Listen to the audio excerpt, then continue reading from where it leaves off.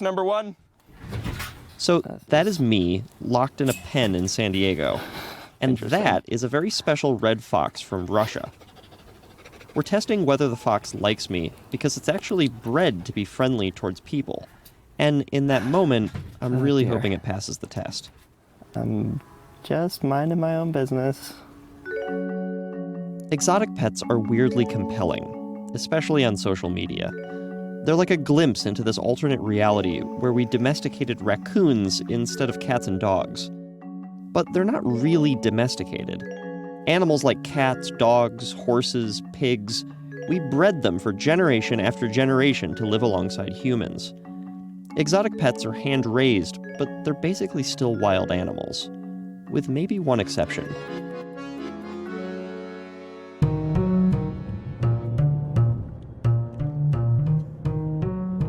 We drove up into the hills outside San Diego to meet a very few rare animals.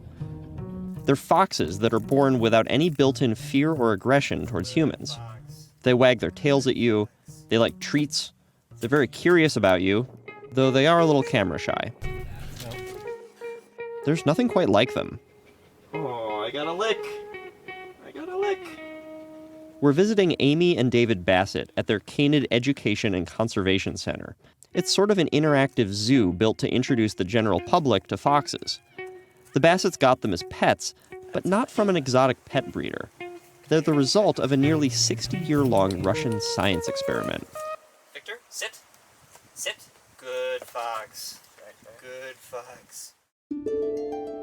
It all traces back to a Soviet geneticist named Dmitry Belyayev. In the 1950s, Belyayev hit on an idea that was radical for its time.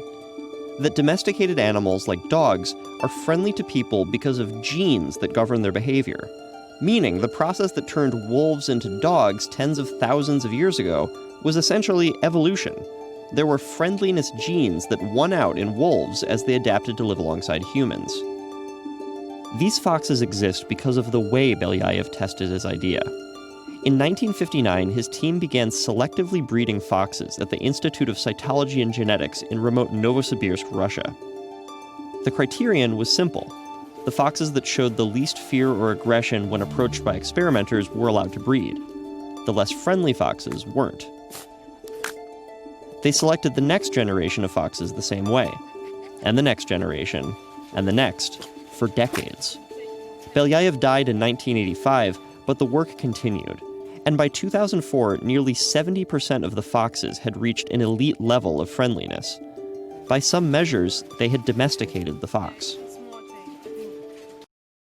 When school isn't a place you have to be, why not go to school where remote learning can be as remote as you want? These are some plants I found hiking. Here we have a pine cone. And then... Wait, don't touch it! There's a 3. Let it peek. Oh, yeah. Whatever kind of vacation your family needs right now, find it on Verbo.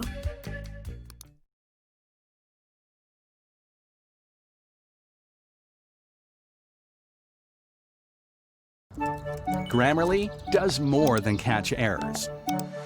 With Grammarly, you can find really good, no, perfect words that make your writing sharp, or explicit, or excellent, or distinctive. As a matter of fact, for what it's worth, Grammarly can, yeah, that's long. We can get rid of that, and this, good, and this, or how about this? Grammarly helps you be concise. If your tone might make someone feel like this, Grammarly can remind you. It would help if you soften your tone. And if you need the support, Grammarly encourages you to write confidently.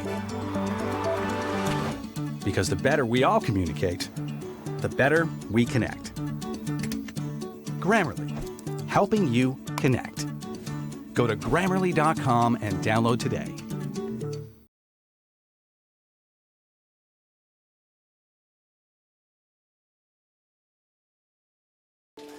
Which is how, a few years back, 2 dog lovers found themselves in over their heads. We had absolutely no idea. They're very cheeky, very mischievous, get into everything, chew and tear everything apart. David and Amy currently own 5 of the only 10 or 15 Belyayev foxes in the United States. It cost around $9,000 to buy and import one all the way from Siberia, and they came with a learning curve. We learned quickly that they're not really house trained, so they will poop and pee everywhere. So it's not very easy to have them in your kitchen, say, when they jump on the counters and poop. The Bassets have since adjusted to life with foxes, but they've learned that being domesticated is one thing, being man's best friend is another. While they are certainly tame, they're fascinating and incredible animals, they're still foxes. And when you domesticate a fox, you don't make a dog. You make a domesticated fox, any more than when you domesticate a horse, you make a dog. So Belyayev did not recreate the dog.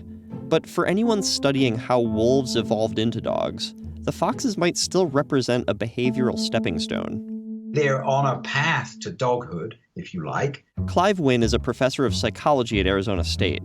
He studies the unique relationship between dogs and people, and the way that dogs go above and beyond simple friendliness towards humans. Dogs have this emotional availability, I sometimes call it hypersociability, that they are so very, very ready and willing to form emotional relationships.